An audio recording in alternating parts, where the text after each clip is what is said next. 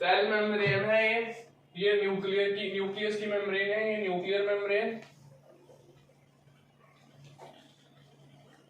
और इसके अंदर इस तरीके से ये क्रोमैटिन है, ये क्रोमैटिन ये याद रखना वर्ड, क्रोमैटिन है, क्रोमोसोम नहीं बोलेंगे यहाँ पे, क्रोमैटिन बोलेंगे। क्रोमोसोम्स जो होते हैं, ठीक है, क्रोमैटिन क्या होता है मैं बता देता हूँ यहाँ पे, ठीक है, कि क्रोमोसोम्स जो है,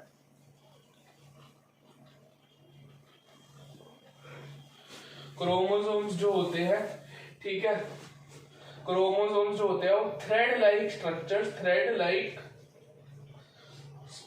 की फॉर्म में प्रेजेंट होते हैं, ठीक है, और ये थ्रेड लाइक स्ट्रक्चर्स जो होते हैं इन्हीं को ही हम क्या कहते हैं, क्रोमैटिन कहते हैं, ठीक है, क्रोमैटिन कहते हैं। डीकंडेंस्ड फॉर्म, ठीक है, क्रोमोसोम्स की डीकंडेंस्ड फॉर्म, ठीक है, डीकंडेंस्ड फॉर्म, ठीक है, डीकंडेंस्ड फॉर्म, ठीक है, डीकंडेंस्ड फॉर्म होती है, ठीक है, डीकंडेंस्ड फॉर्म होती है, मतलब कि क्रोमोसोम्स विजिबल नहीं होते, ठीक है, और क्रोमोसोम्स एकदम डीकंडेंस हो गए। डीकंडेंस मतलब कि एकदम क्या कहते हैं, आपस में मिलके, कंडेंस का मतलब होता है कि एकदम से अलग अलग होके, ठीक है, और एकदम अपनी अलग से आइडेंटिटी रखते हैं, ठीक है, बट यहाँ पर क्रोमोसोम्स की अपनी आइडेंटिटी कुछ नहीं रहती, ठीक है, यहाँ पे क्रोमोसोम सारे एकदम जुड़ के, ठीक है, एकदम क्या कहते हैं, एक साथ जुड़ के जो है एक कॉम्पैक्ट तरीके से, एक, ठीक है, एक डीकंडेंस तरीके से यहाँ पे थ्रेड की फॉर्म के अंदर प्रेजेंट होते हैं, और ये थ्रेड स्ट्रक्चर्स होते हैं, इन्हीं को ही क्या कहते हैं, क्रोमैटिन कहते हैं, ठीक है, क्या कहते हैं, क्रोमैटिन कहते हैं। क्या होता है, क्या है, जो क्रोमोसोम्स होते हैं सारे के सारे क्रोमोसोम्स डीकंडेंस हो गए। कंडेंस होना मतलब क्या कहते हैं, एकदम अलग अलग हो जाना, ठीक है, और एकदम अलग अलग होकर अपनी अलग अलग पहचान दिखाना,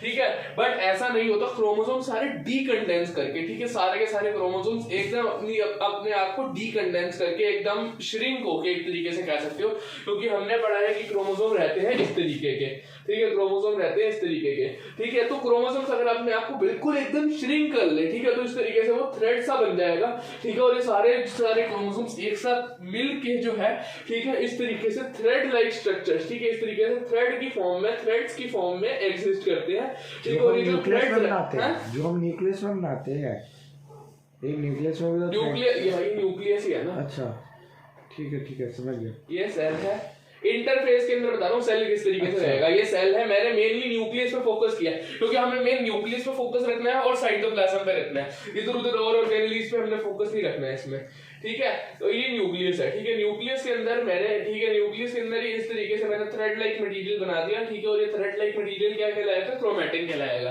क्या कहलाएगा, क्रोमैटिन कहलाएगा, ठीक है, क्रोमैटिन कहलाएगा। क्रोमोसोम सारे डीकंडेंस हो गए, कंडेंस मतलब एकदम बड़े बड़े होके, ठीक है, कंडेंस नहीं है, डीकंडेंस्ड है और थ्रेड लाइक मटेरियल की फॉर्म के अंदर एग्जिस्ट कर रहे हैं, ठीक है,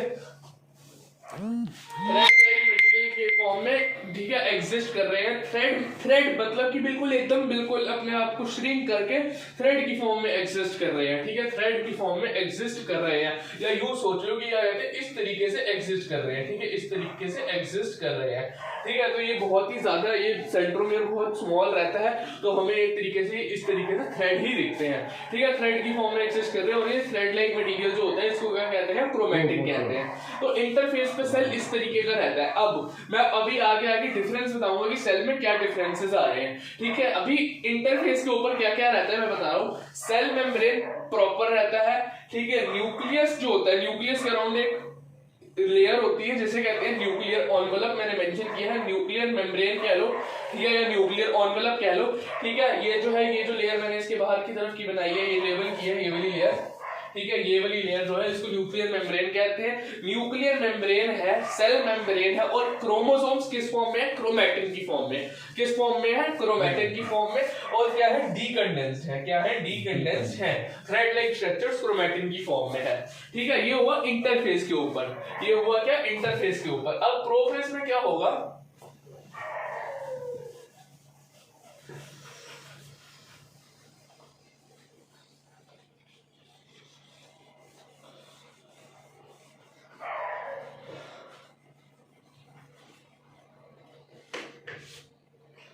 प्रोफेस के अंदर क्या होगा, ये सेल है, ठीक है। अब क्या होगा, क्या जो अंदर की तरफ पहले मैंने क्या बनाई थी, न्यूक्लियर मेम्ब्रेन इस तरीके से बनाई थी, ठीक है, ये मैंने इंटरफेस वाला दिखा दिया,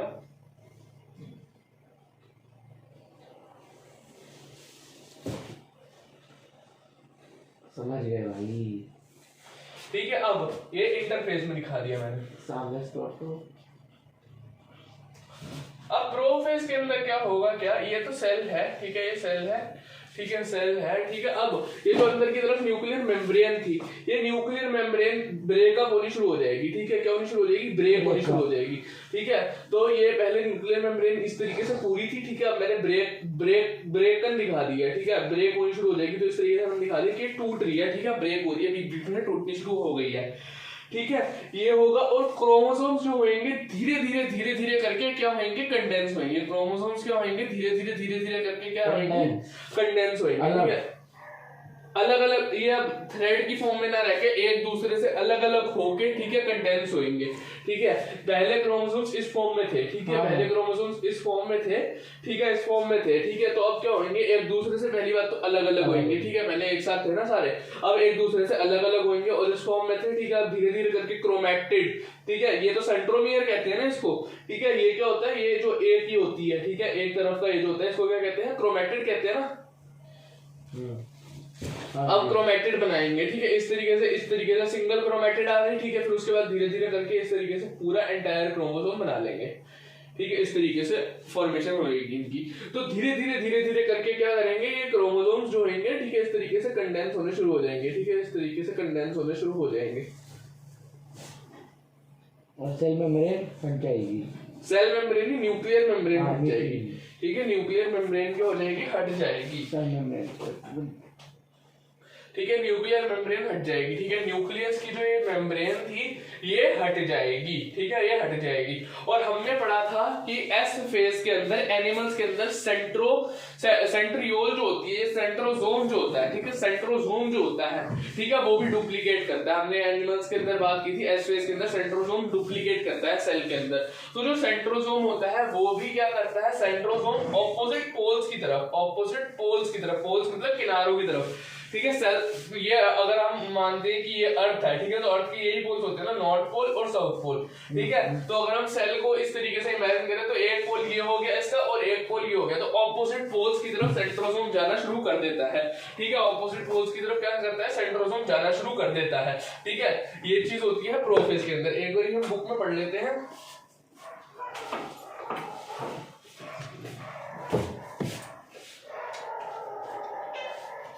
पढ़ने वाले का इच्छा रहता है।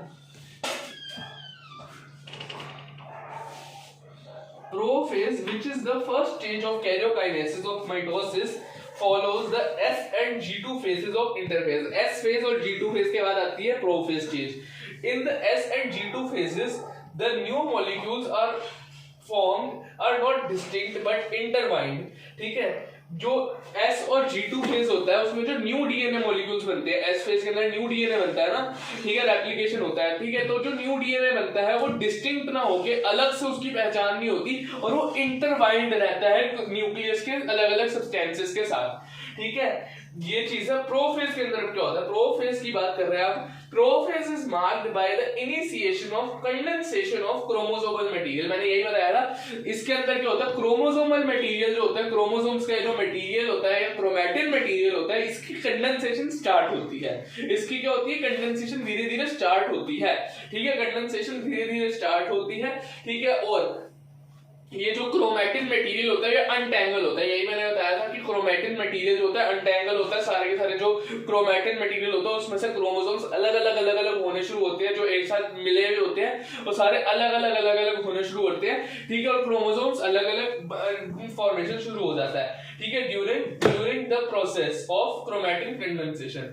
The centrosome which had undergone duplication, centrosome जो कि डुप्लीकेशन के अंडरगोन किया था during S phase, will also begin to move towards opposite pole of the cell, ठीक है। अब उसके बाद ये मेनली जो इवेंट्स होते हैं, ठीक है, वो बता रहा है, ठीक है। क्या होता है, पहला point, chromosomal material condenses to form compact mitotic chromosome, chromosomal material जो होता है ये कंडेंस होना शुरू हो जाता है, ठीक है, और क्या बनाता है, कॉम्पैक्ट क्रोमोसोम्स बनाता है, क्या बनाता है, कॉम्पैक्ट क्रोमोसोम्स बनाता है, ठीक है। ये क्रोमैटिन मटेरियल था, ठीक है, और यहां से ये क्रोमोसोम बनाता है, ठीक है, क्या बनाता है, क्रोमोसोम्स बनाता है। इसको इसने क्या कहा, माइटोटिक क्रोमोसोम्स, जो माइटोसिस में पार्टिसिपेट करेंगे। Chromosomes are seen to be composed of, chromosomes के अंदर क्या क्या हमें दिखता है, ठीक है, seen to be composed of a centromere, ठीक है, एक सेंट्रोमियर दिखता है, ठीक है, और दो क्रोमैटिड्स दिखती हैं, ठीक है, ये एक क्रोमैटिड, ये दूसरी क्रोमैटिड, ठीक है, और क्या दिखता है, टू क्रोमैटिड्स, ठीक है, अटैच्ड एट द सेंट्रोमियर, ठीक है। इसी के साथ साथ पहला पॉइंट, ठीक है, मैं बता रहा हूं, ठीक है, पहला पॉइंट क्या है, ये एक बार पढ़ लेते हैं। सेंट्रोसोम व्हिच हैड अंडरगोन, ठीक है, सेंट्रोसोम की बात कर रहे हैं जो कि undergone duplication during interphase also begins to move towards opposite poles of the cell, ठीक है, सेंट्रोसोम ऑपोजिट पोल्स की तरफ जाना शुरू कर देते हैं, ठीक है। Each centrosome radiates out microtubules called asters, the two esters together with spindle fibers forms the mitotic apparatus। इसका मतलब मैं बताऊंगा एस्टर्स वाली लाइन का, ठीक है। अब मैं ये बता रहा हूँ, उसके एक बारी मैं फाइनली बता रहा हूँ, मैंने 2 पॉइंट इसके अंदर प्रोफेस के अंदर बोले। एक पॉइंट मैंने ये बोला कि क्या कहते हैं, सबसे पहली चीज की क्रोमोसोम्स जो कि यहाँ पे डीकंडेंस्ड थे, ठीक है, टैंगल्ड थे, एक साथ जुड़े हुए थे, ठीक है, एक साथ उलझे हुए थे, वो सारे क्रोमोसोम्स अलग अलग होंगे, ठीक है। अलग अलग होने के बाद कंडेंसेशन शुरू करेंगे, कॉम्पैक्ट होना शुरू करेंगे, कंडेंसेशन अपना शुरू करेंगे, और पूरा का पूरा जो प्रॉपर माइटोटिक क्रोमोसोम होता है, जो टिपिकल क्रोमोसोम होता है, उसका स्ट्रक्चर बनाएंगे। टिपिकल क्रोमोसोम के अंदर क्या रहता है, ठीक है, एक के बीच में सेंट्रोमियर रहता है, और ये इस तरीके से एक क्रोमैटिड ये और एक क्रोमैटिड ये रहती है, ठीक है, 2 क्रोमैटिड्स रहती हैं, ठीक है। तो ये है, ठीक है, ये पहला पॉइंट है, ठीक है, क्रोमोसोम्स का कंडेंसेशन होगा, और जो है क्रोमोसोम्स जो टैंगल्ड थे वो अनटैंगल होके, ठीक है, कंडेंस होएंगे और कॉम्पैक्ट क्रोमोसोम्स बनाएंगे, ठीक है, पहला पॉइंट। दूसरा पॉइंट ये कि क्रोमोसोम जो सेंट्रोसोम था, ठीक है, सेंट्रोसोम जो था, ठीक है, वो जो है, जो कि डुप्लीकेट किया था इंटरफेज के दौरान, ठीक है, वो ऑपोजिट पोल्स की तरफ चले जाएंगे, ठीक है, ये चीज है। अभी सेंट्रोसोम का फंक्शन क्या रहता है, जो एस्टर्स वाली लाइन है, माइक्रोट्यूब्यूल्स जो रेडिएट वाली लाइन है, वो भी मैं समझा देता हूं, ठीक है।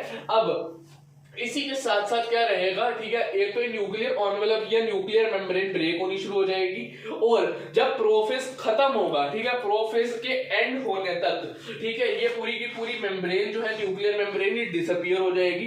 एंड पे क्या होगा, पूरी की पूरी न्यूक्लियर मेम्ब्रेन डिसअपीयर हो जाएगी। न्यूक्लियोलस, क्या, न्यूक्लियोलस,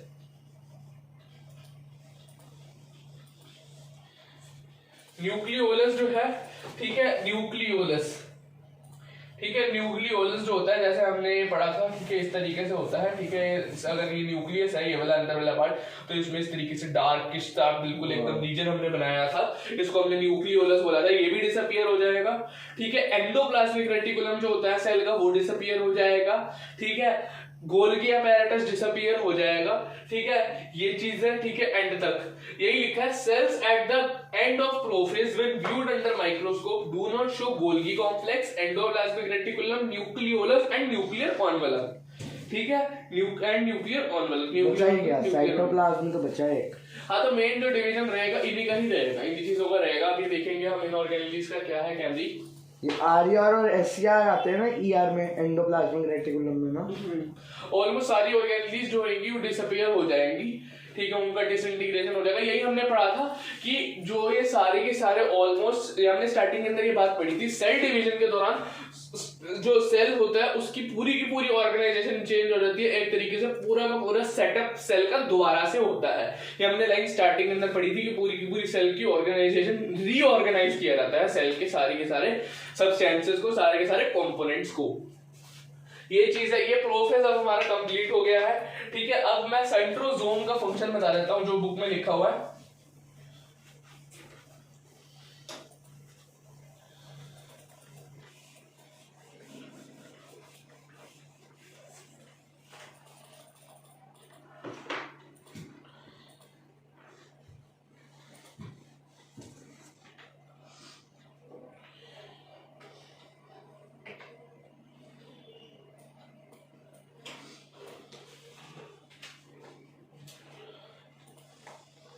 असली यहाँ पे पेटी पड़ी हुई है ना।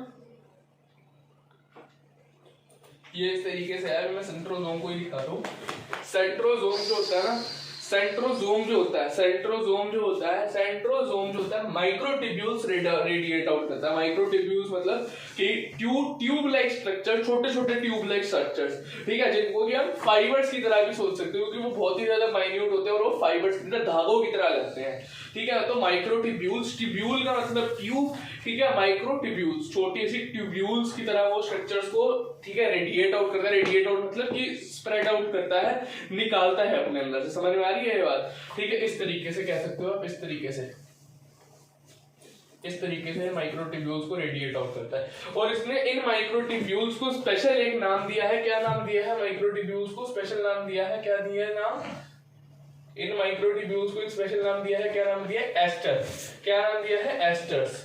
क्या नाम दिया है? एस्टर्स। ए है, ठीक है, ई नहीं है, ए है, ASTERS इसने लिखा है, ठीक है। Each centrosome radiates out microtubules called asters, ठीक है, दो एस्टर्स, ठीक है, दो एस्टर्स ने लिखा है, 2 एस्टर्स टुगेदर विद, ठीक है, together with spindle fibres form mitotic apparatus।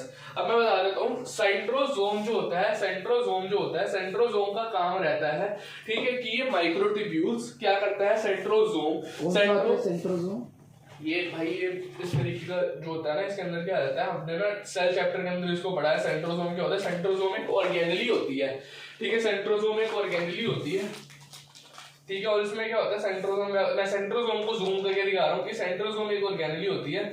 इसके अंदर 2 सिलेंडर स्ट्रक्चर्स होते हैं, 2 सिलेंड्रिकल स्ट्रक्चर्स होते हैं। एक ये रह गया, ठीक है, और एक इस तरीके से, ठीक है, 2 सिलेंड्रिकल स्ट्रक्चर्स होते हैं, ठीक है। ये सेंट्रोसोम है पूरा, ठीक है। इसके अंदर ये जो 2 सिलेंड्रिकल स्ट्रक्चर्स है, इन्हें सेंट्रियोल कहते हैं, अंदर वाले स्ट्रक्चर को सेंट्रियोल और बाहर वाले को, और पूरे को मिला के सेंट्रोसोम, ठीक है, पूरे को मिला के सेंट्रोसोम, इस अंदर वाले एक सिलेंडर को सेंट्रियोल। तो ये पूरा जो सेंट्रोसोम है, इसके अंदर 2 सेंट्रियोल होता है, सिलेंड्रिकल होते हैं सेंट्रियोल, और ये जो सेंट्रियोल होते हैं इस तरीके से 90 डिग्री के एंगल पे होते हैं, ठीक है, इस तरीके से 90 डिग्री के एंगल पे होते हैं, ठीक है, इस तरीके से 90 डिग्री के एंगल पे होते हैं, ठीक है। और इसका डिटेल्ड स्ट्रक्चर हमने सेंट्रियोल का, हमने उसके अंदर पढ़ा था, जो एक तो सिलिया फ्लैजिला वाला स्ट्रक्चर था ना, और सिलिया फ्लैजिला 9+2 था, ठीक है, ये 9+0 शायद से कुछ ऐसा ही था इसका स्ट्रक्चर। इसका स्ट्रक्चर बना नहीं हुआ, बट एक्सप्लेनेशन है, मैं बता दूंगा एक बार दोबारा क्या था क्या नहीं था।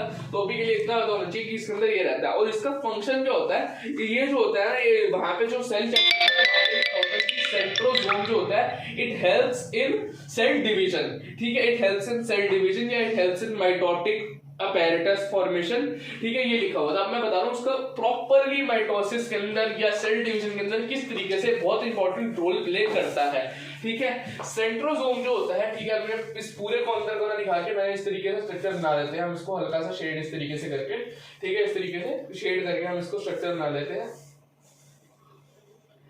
ठीक है। ये सेंट्रोसोम है, ठीक है। सेंट्रोसोम जो होते हैं, ठीक है, इसका हमने पढ़ा था डुप्लीकेशन होगा एनिमल सेल्स के अंदर, ठीक है, और ये ऑपोजिट पोल्स की तरफ हमने कहा कि चले गए, ठीक है। ये जो होंगे ये माइक्रोट्यूब्यूल्स, ठीक है, रेडिएट आउट कर देंगे, ठीक है। और इसी के साथ साथ ये जो होते हैं स्पिंडल फाइबर्स, ठीक है, स्पिंडल फाइबर्स वर्ड याद रखना है, स्पिंडल फाइबर्स, ठीक है, स्पिंडल फाइबर्स और माइक्रोट्यूब्यूल्स को रेडिएट आउट करते हैं, निकालते हैं, ठीक है। इस तरीके से ये लगते हैं, ठीक है, इस तरीके से दिखते हैं, ठीक है, इस तरीके से जैसे होता है ना, बहुत सारे एकदम आपने देखा होगा कि कुछ एनिमल्स भी होते हैं, ठीक है, जो इस तरीके से बहुत सारे फाइबर्स या जाला एक तरीके से बिल्कुल एकदम रेडिएट आउट करते हैं। तो इस तरीके से फाइबर्स रेडिएट आउट करते हैं सेंट्रोसोम, ठीक है, इस तरीके से कह सकते हो। अभी इनका हम फंक्शन पढ़ेंगे कि ये जो स्पिंडल फाइबर्स हैं या माइक्रोट्यूब्यूल्स ये जो है, ठीक है, इनका फंक्शन किस तरीके से हमारे बहुत ज्यादा यूजफुल है। तो मैंने ये समझा दिया कि सेंट्रोसोम जो होते हैं ये माइक्रोट्यूब्यूल्स रेडिएट आउट करते हैं, जिन्हें क्या कहते हैं? एस्टर कहते हैं, ASTER ए है, ठीक है। और इसी के साथ साथ स्पिंडल फाइबर्स रेडिएट आउट करते हैं, ठीक है। और NCERT एक लाइन कह रहा है, ठीक है, जो कि इंपॉर्टेंट मानी जा सकती है, कह रहा है दो एस्टर्स, ठीक है, स्पिंडल फाइबर्स के साथ मिलके माइटोटिक apparatus बनाते हैं। लिखा हुआ 2 asters together with spindle fibres form mitotic apparatus, ठीक है, माइटोटिक apparatus। अब मैं बता रहा हूं कि दो एस्टर्स, ठीक है, दो एस्टर्स स्पिंडल फाइबर्स के साथ मिलकर माइटोटिक अपैरेटस बनाता है। माइटोटिक अपैरेटस क्या होता है, ठीक है, हमने ये तो पढ़ लिया। एस्टर समझ में आ गया क्या है एस्टर, ठीक है। स्पिंडल फाइबर भी पता है, ठीक है। स्पिंडल फाइबर्स ये सिंपली फाइबर्स है, जिनको हमने स्पेशल नाम दे दिया स्पिंडल फाइबर्स, ठीक है। स्पिंडल फाइबर्स और माइक्रोट्यूब्यूल्स के साथ, ठीक है, दो एस्टर्स, एस्टर क्या है, माइक्रोट्यूब्यूल है, ठीक है, दो एस्टर या दो माइक्रोट्यूब्यूल स्पिंडल फाइबर्स के साथ मिलकर माइटोटिक अपैरेटस बनाता है। क्या बनाता है, माइटोटिक अपैरेटस बनाता है, ठीक है। माइटोटिक अपैरेटस मैं अभी बताऊंगा माइटोटिक अपैरेटस होता क्या है, दिखता कैसा है, ठीक है। ये सब कुछ प्रोफेज में ही होता है। ये रेडिएशन शुरू कर देते हैं, मतलब ये मैं अभी बताऊंगा क्या होता क्या है। ये हमने सिर्फ अपनी कन्वीनियंस के लिए कैरियोकाइनेसिस को डिफरेंट स्टेजेस में बांट दिया है, बट ऐसा नहीं है कि जो नेचुरली कोई प्रोसेस चलता है, ठीक है, तो ऐसा नहीं है कि वो डिस्टिंक्शन करके कि भैया इतने तक प्रोफेज है, ठीक है, कहीं ऐसे लिख तो रखा नहीं है सेल के अंदर कि भैया इतने में मेरा प्रोफेज हो गया, अब मेरा मेटाफेज, अब मेरा एनाफेज, ये नहीं है। ये तो प्रोसेस तो कंटिन्यूस रहता है, ठीक है। चेंजेस को देख के हमने इनके अलग अलग हमने बस नाम रख दिए, नहीं तो प्रोसेस तो एक ही पूरा चल रहा है। ये नहीं है कि क्या कहते हैं प्रोफेज इतना है, मेटाफेज, वो तो हमने अपने कैरेक्टरिस्टिकली चेंजेस देख के बता दिया है, ठीक है। ये सारे प्रोसेसेस एक साथ चलते रहते हैं, ठीक है।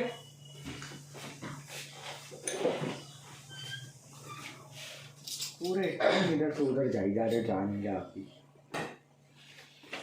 अब ये एंड में क्या होगा, ठीक है, अभी प्रोसेस के एंड तक क्या हो जाएगा, ठीक है, इस तरीके से सेल न्यूक्लियर ऑर्बिटल खत्म हो चुका हुआ है, ठीक है। सेंट्रोसोम अपने कॉर्नर्स पे पोल्स पे चले गए हैं, ठीक है, और इस तरीके से क्रोमोसोम जो हो गया है, ठीक है, बिल्कुल डिस्टिंक्ट है, बट क्रोमोसोम बिल्कुल डिस्टिंक्ट हो गया, बट रैंडम है एकदम, इस तरीके से जैसे इधर उधर है,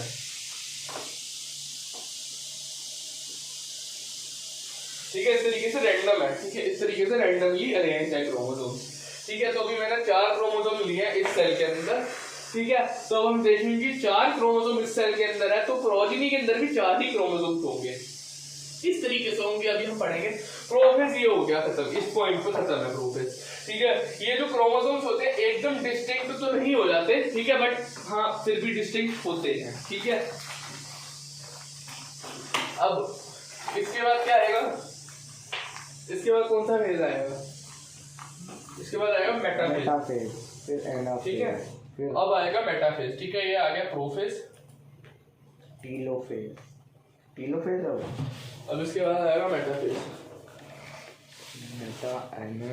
मेटाफेज के अंदर क्या होता है, ये जो क्रोमोसोम होते हैं ना, ये जो क्रोमोसोम होते हैं, ये सेल है, ठीक है, ये सेल है, ठीक है, न्यूक्लियर एनवेलप नहीं है, ठीक है, न्यूक्लियर मेम्ब्रेन नहीं है, ठीक है। ये जो सेल है, ठीक है, इसका जो सेंट्रल पोर्शन होता है, ठीक है, इस तरीके से मैं डॉटेड सा मार्क कर देता हूँ, ठीक है, इस तरीके से ये जो सेंट्रल पोर्शन है, ये जो सेंट्रल लाइन बनाई मैंने सेल के थ्रू, इस तरीके से जो मैंने सेंट्रल लाइन बनाई सेल के थ्रू, ठीक है, जैसे अगर ये अर्थ होती है, ठीक है, अर्थ होती है, ठीक है, तो इसको क्या कहते हैं, हम इक्वेटर कहते हैं ना, ठीक है। इसी तरीके से अगर हम सेल के अंदर ही सेंट्रल लाइन एक तरीके से बना ले, तो इस प्लेन को, सेंट्रल प्लेन है ना ये, अगर हम 3D सेल होता है ना, ठीक है, तो उसकी जो बिल्कुल मिडल जो प्लेन जाएगी, सेंटर से जो प्लेन पास करेगी, ठीक है, ठीक है, ये प्लेन ही कहलाएगी ना। तो इस प्लेन को हम क्या बोल देते हैं, ठीक है, इस प्लेन को हम बोल देते हैं इक्वेटर, इक्वेटोरियल प्लेन। क्या बोलते हैं, इक्वेटोरियल प्लेन।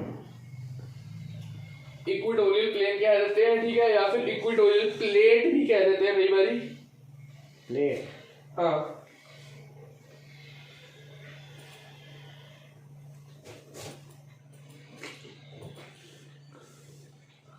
इक्वेटोरियल प्लेन या इक्वेटर कह सकते हो आप इसको, ठीक है, इस तरीके से वर्ड यूज किए जाते हैं इसके लिए, ठीक है, ठीक है। या फिर इसका एक वर्ड और यूज किया जाता है, क्योंकि मेटाफेज की बात कर रहे हैं ना, ठीक है, तो मेटाफेज प्लेट भी कहते हैं, सो क्या कहते हैं, मेटाफेज प्लेट, मेटाफेज प्लेट, ठीक है। वैसे मोस्टली जो हम वर्ड यूज करते हैं, या तो मेटाफेज प्लेट यूज करते हैं, या फिर इक्वेटोरियल प्लेन या इक्वेटोरियल प्लेट यूज करते हैं। इक्वेटोरियल प्लेट मतलब इक्वेटोरियल प्लेट, प्लेट, हाँ, इक्वेटोरियल प्लेट, इक्वेटर की प्लेट कह सकते हो, इक्वेटोरियल प्लेट कह सकते हो, या मेटाफेज प्लेट कह सकते हो, मेटाफेज प्लेट, ठीक है।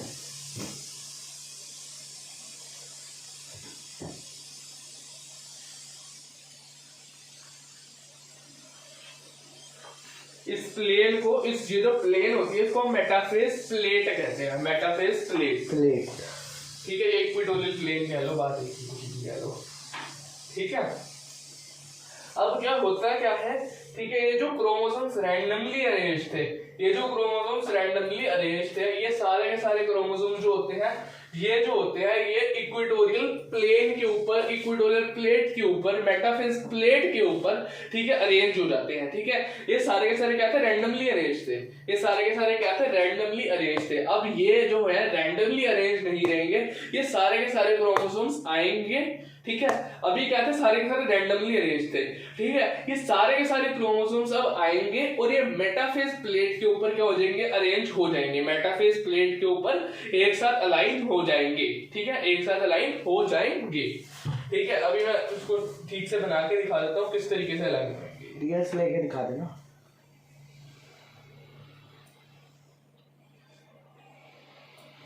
जैसे मान लो कि ये आपकी मेटाफेज प्लेट है,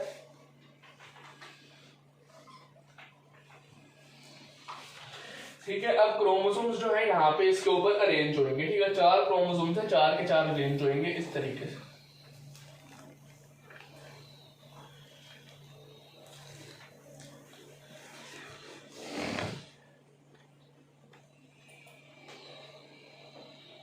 ठीक है, और यहाँ पे क्या था, सेंट्रोजोम। ठीक है, अब क्या होगा क्या, ठीक है, अब क्या होगा क्या, जो है यहाँ पे क्या होता है, अब हमने ना एक चीज पढ़ी थी कि क्या कहते हैं,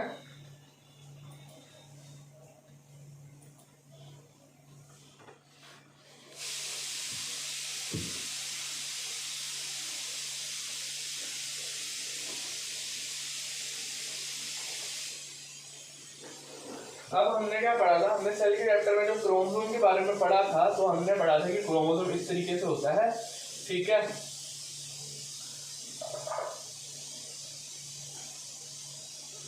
ठीक है, और यहाँ पे इसको क्या बोला था हमने, जो मिडल पोर्शन था, इसका जो मिडल वाला था, इसको हमने सेंट्रोमियर बोला था, क्या बोला था, सेंट्रोमियर। ठीक है, हमने बोला था कि ये जो क्रोमोसोम है, ठीक है, यहाँ पे जो इसका सेंट्रोमियर है, ठीक है, यहाँ पे इस तरीके से डिस्क शेप स्ट्रक्चर प्रेजेंट है, क्या है, डिस्क शेप स्ट्रक्चर प्रेजेंट है, इस तरीके से। अगर मैं थोड़ा सा बड़ा करके दिखाऊं, ठीक है, तो हमने बोला था यहाँ पे सेंट्रोमियर पे इस तरीके से डिस्क शेप के स्ट्रक्चर्स क्या है, प्रेजेंट है, ठीक है, इस तरीके से डिस्क शेप के स्ट्रक्चर्स क्या है, प्रेजेंट है, ठीक है। अगर आप ऐसे देख रहे हो तो डिस्क शेप के स्ट्रक्चर्स इस तरीके से दिखेंगे ना, डिस्क तो ऐसी सी होती है ना, तो डिस्क शेप के स्ट्रक्चर्स प्रेजेंट है। और इन स्ट्रक्चर्स को हमने क्या कहा था, इन स्ट्रक्चर्स को हमने कहा था काइनेटोकोर, क्या कहा था, काइनेटोकोर।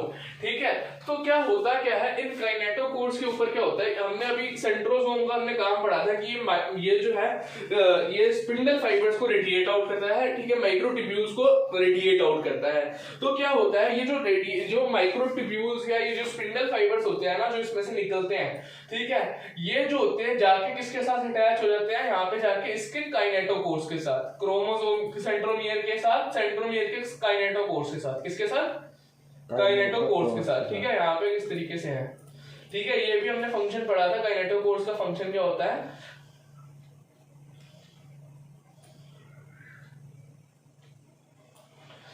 ठीक है, इस तरीके से।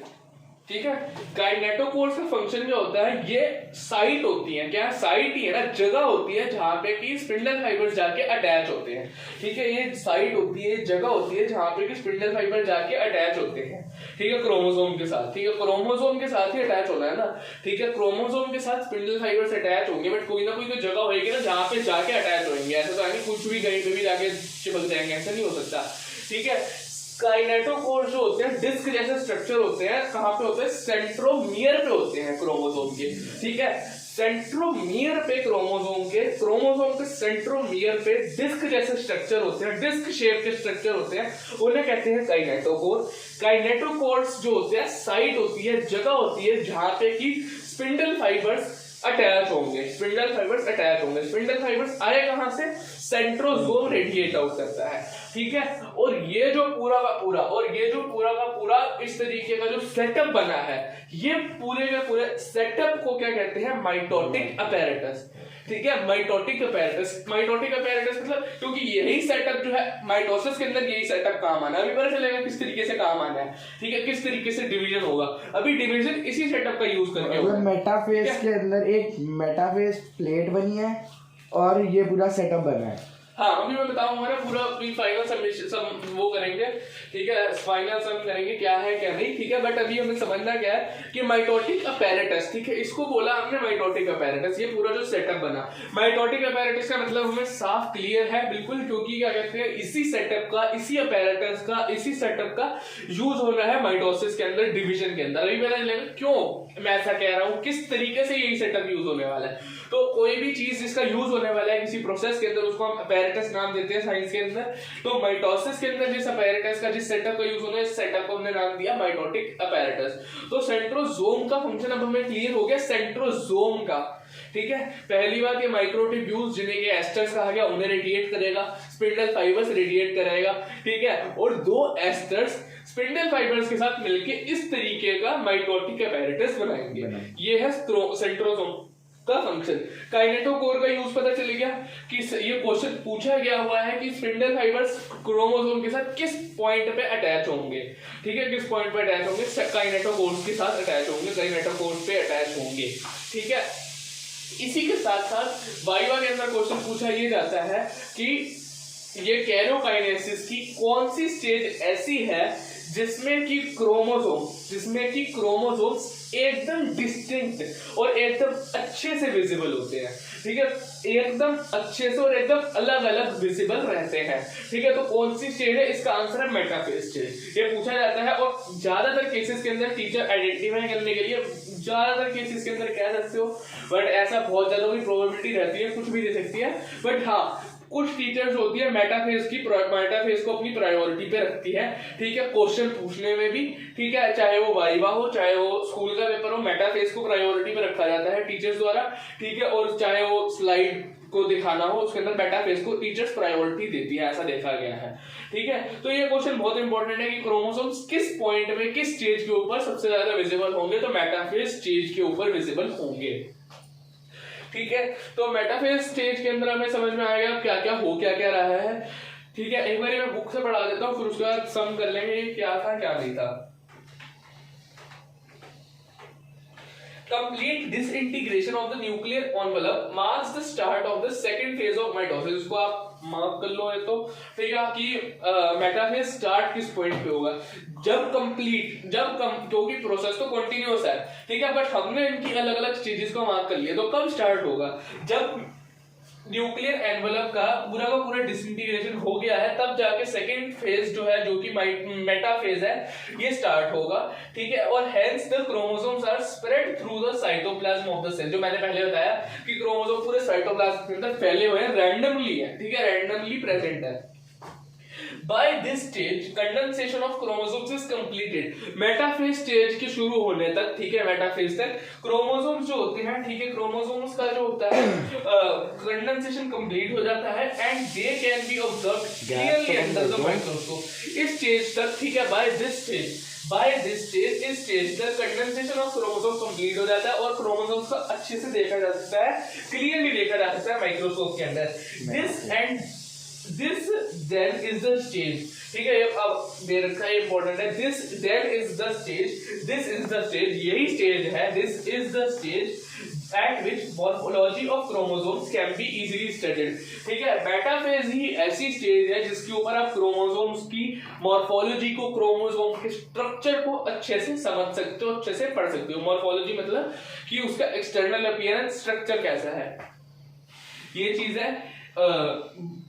At this stage, metaphase chromosomes is made up of two sister chromatids। इस स्टेज के ऊपर, मेटाफेज के ऊपर क्रोमोसोम किस तरीके के दिखते हैं ये बता रहा है कि इसके अंदर सिंपली टिपिकल जैसा हमने क्रोमोसोम का स्ट्रक्चर पढ़ा था वैसा ही होता है, ठीक है। दो सिस्टर क्रोमैटिड्स, ठीक है, सिस्टर क्रोमैटिड्स मतलब कि एक ही क्रोमोसोम की है ना, तो बहनें हो गई, एक तरीके से कह सकते हो कि एक ही क्रोमोसोम की है तो इनको सिस्टर कह दिया जाता है, ठीक है। क्या है, सिस्टर कह दिया जाता है, ठीक है, इस तरीके का, एक इस तरीके से, ठीक है, एक ये क्रोमैटिड हो गई, ठीक है, एक ये क्रोमैटिड हो गई, तो ये दो सिस्टर क्रोमैटिड्स होती हैं, ठीक है, और ये अटैच्ड होती है किस पे, सेंट्रोमियर पे अटैच्ड होती हैं। यही लिखा हुआ है, at this stage metaphase chromosomes are made up of two sister chromatids which are held together by the centromere.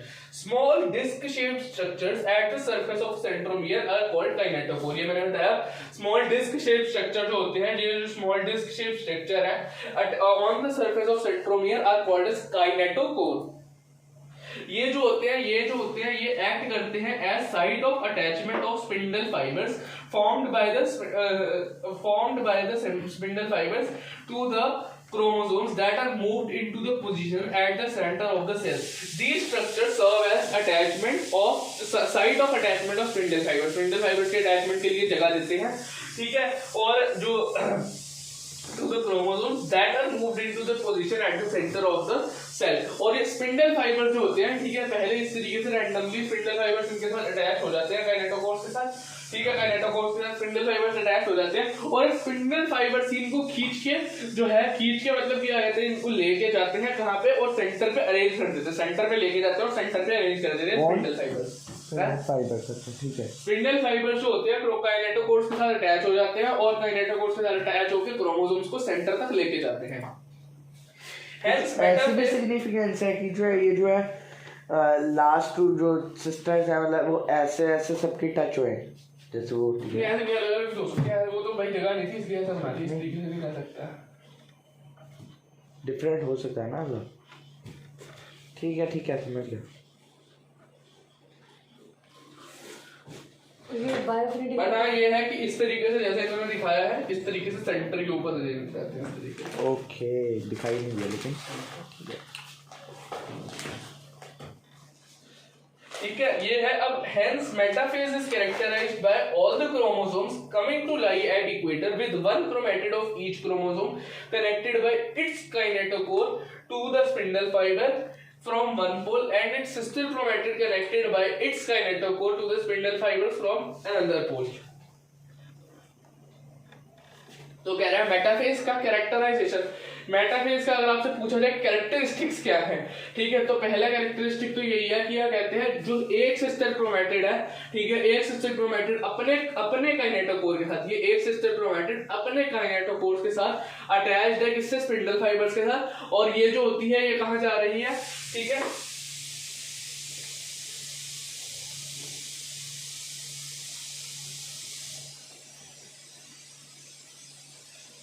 क्या होता क्या है, ठीक है, ये जो एक सिस्टर क्रोमैटिड है ये अपने काइनेटोकोर के साथ किसके साथ अटैच्ड है, एक तरफ के सेंट्रोसोम के स्पिंडल फाइबर्स के साथ, और ये जो दूसरा क्रोमैटिड है ये अपने काइनेटोकोर के साथ अटैच्ड है दूसरी तरफ के सेंट्रोसोम के स्पिंडल फाइबर्स के साथ। ये जो प्लेन ऑफ अलाइनमेंट होती है क्रोमोसोम की एट मेटाफेज, ये जो प्लेन होता है इसी को प्लेन को कहते हैं मेटाफेज प्लेट, ठीक है। तो अब बता देता हूँ, ये लिखा है the features of metaphase are five, ठीक है। Spindle fibres attach to kinetochores of chromosome, spindle fibres होते हैं क्रोमोसोम्स के काइनेटोकोर्स के साथ अटैच्ड होते हैं, and chromosomes are moved to the spindle equator मतलब मिडल पे, सेंटर पे, ठीक है, and get aligned along the metaphase plate, और ये एक साथ लाइन हो जाते हैं मेटाफेज प्लेट के अलोंग, ठीक है, through spindle fibres to both the poles. Spindle fibres जो होते हैं दोनों पोल्स से जो आ रहे हैं, ठीक है, ये मेटाफेज प्लेट पे सबको लेके आते हैं क्रोमोसोम्स को, ठीक है, और एक साथ इनको मेटाफेज प्लेट पे लाइन कर देते हैं, ठीक है।